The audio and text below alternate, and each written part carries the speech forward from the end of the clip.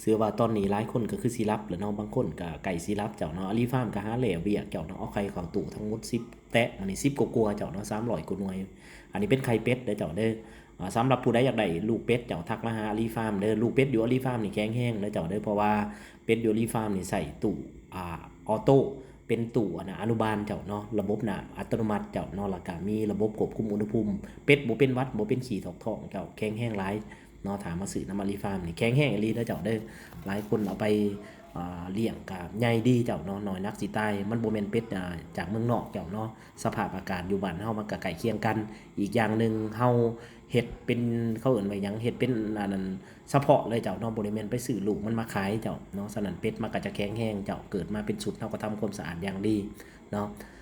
สำหรับตู้ฟักไข่ที่ใส่ก็ 2,000 กว่าหน่วยอาลีฟาร์มก็ใส่ตู้ทั้งหมดตอนนี้ 7-8 หน่วยเจ้าเนาะ8หน่วย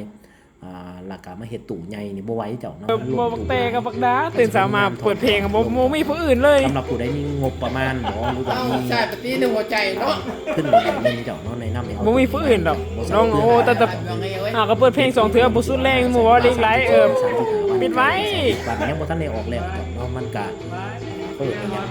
ใครออกมาใครตัวนึงบ่มักไปเลยแล้วกับการเปิดเพลงแบบว่าได้กินเหล้ากินเบียร์คันแบบนี้แบบนี้ละมักเยอะไปเลยนะกินเหล้ากินเบียร์นี่มักโย ใครขึ้นมาอีก การในเวียงเขาต้องมีสมาธิจังซี่นะ อาลีฟาร์มก็จะบอกหน่อยนึงสำหรับ อันนี้ได้เอ้ยมีสมาธิในกับการเฮ็ดเวียกได้คือก็เฮาเรียนหนังสือซั่นซี่นะ เปิดเปิดเพลงนี่เห็นเวียช้า ดินที่เป็นบางเป่าซับลูกค้า ตัวเปิดเพลงตัวเฮ็ดเวียกตลอดเวลาตัวเปิดเพลงตัวบ่มัก อีหยังที่มัน นี่ตัวก็มาเลื่อนเพลงไหม ไอ้ว่าเอาหมอ เสียเวลาไปละเด้2-3วิ บ่ ยาม 1นาทีบ่เลื่อนเพลงทำไปนั่นแหละ ที่เฮ้ยเวียกนี่มันมีความกระตุ้นได้มันมีความกระตุ้นแน่นอน